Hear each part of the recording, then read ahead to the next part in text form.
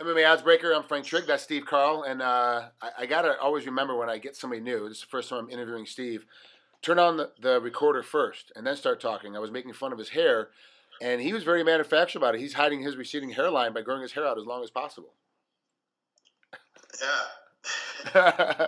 Why are you growing the hair out? I mean, you said it's been a year, but why are you growing it out? Is there a particular reason? Was it a bet? Is it your girlfriend Um, likes it the best? Like, what is it? I got a lot of friends that grow their hair out, and I've never ever grown my hair out, and I want to do it one time before I'm too old. I don't want to be 50 trying to grow my hair out once. Yeah, I know. It's people make fun of me because I've been shaving my head since the early '90s, and I have a full head of hair.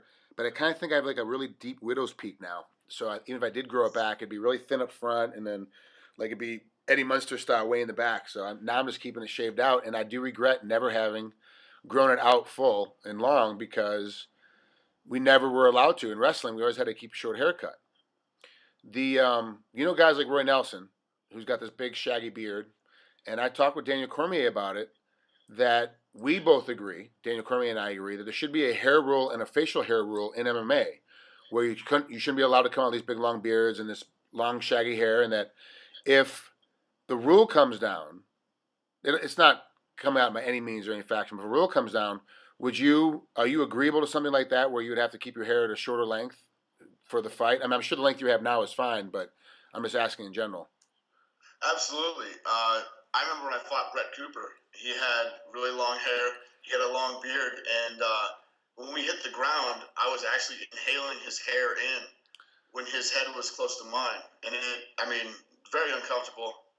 Sometimes gets in your way, but you know, I'll have my hair cornrowed up. I think if you have long hair, is fine, but it has to be under control. That's kind of like what Uriah Faber did when he had really huge, really, really long hair. He just get it cornrowed up every time that he fought.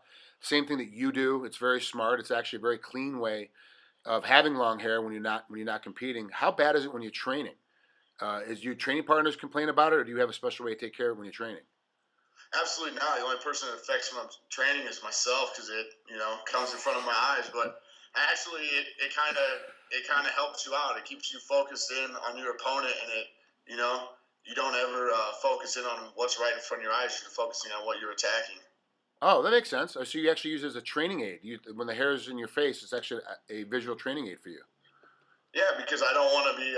If somebody's throwing a punch at me, I don't want to be trying to wipe my hair away from my eyes. You just got to learn to deal with it and keep fighting.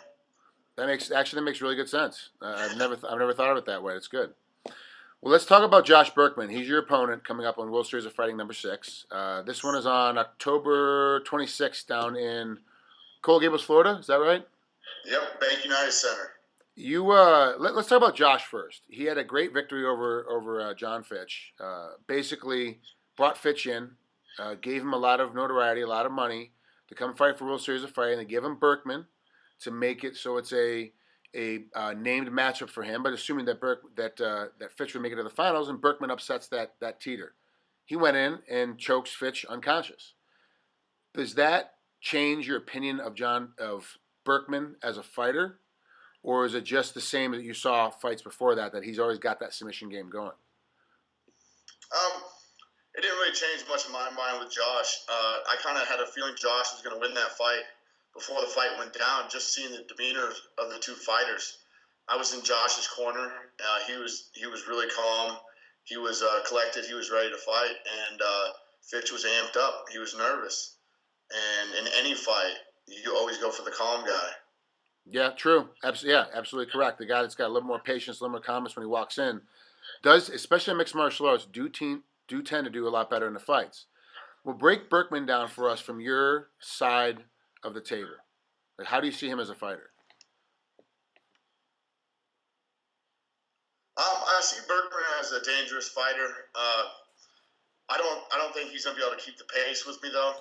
He's kind of a slower pace fighter.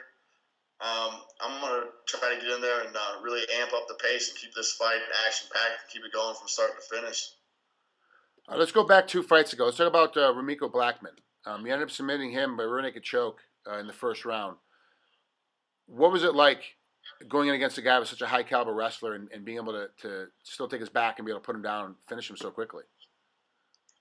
It was good, but I went into that fight with absolutely no worries. I went into that fight knowing, okay, this guy is going to be able to wrestle me, but he's not going to be able to put any damage on me whatsoever. And I knew, even with him on top of me, that I was in the most advantageous position.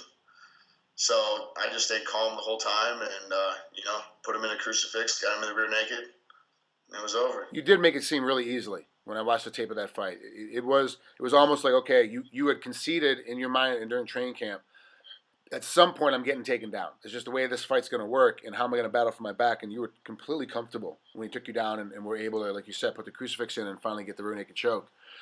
Same thing kind of happened with Tyson Steele. Was that same kind of feeling and look that you had? Take us through the Tyson Steele fight real quick. You had the same finish, rear naked choke, a little bit quicker than against Ramiko Blackman. It was like a minute and a half or 2 minutes into the first round. But you still was very, very calm as you were sinking it in. Yeah, I was really calm with Tyson Steele, but I was a little irritated because this time I was, I showed up. I wanted to fight. It'd been 7.5 months since I fought Ramiko Blackman, and I didn't get much of a fight there. And I was just ready to get in there and put on a good scrap. And I didn't really get to inflict too much damage or get in there and mix it up a whole lot. So I was a little irritated about how that one went down, but I had the same mindset, and it was a breeze. It was easy. I liked it. Yeah, you're making it look absolutely. The last couple of fights you made look very, very easy. Berkman's a different kind of breed, though. He's a different kind of animal than the last two guys you fought. This fight's not going to be as easy, but you still have that. At least when I'm interviewing you right now, you seem to have that same calmness about it. The same, it's easy going. There's no worries. I'm going to get hit. I'm going to get punched. I'm going to get kicked. It's kind of just how the fight goes. Is that part of your training motif, or is that more personality? Do you coaches force that into you to be calm all the time? Or is that just how you are as a person, that you're always calm? That's my own personality. I don't really have coaches. Kind of do my own thing. And the same thing I mentioned about Berkman and Fitch. My last two opponents, they were amped up. They were nervous when they got inside the cage, and I wasn't. Berkman's not going to be that way. He's not going to be amped up. He's not going to be nervous. He's not going to be afraid. He's going to be calm just like me.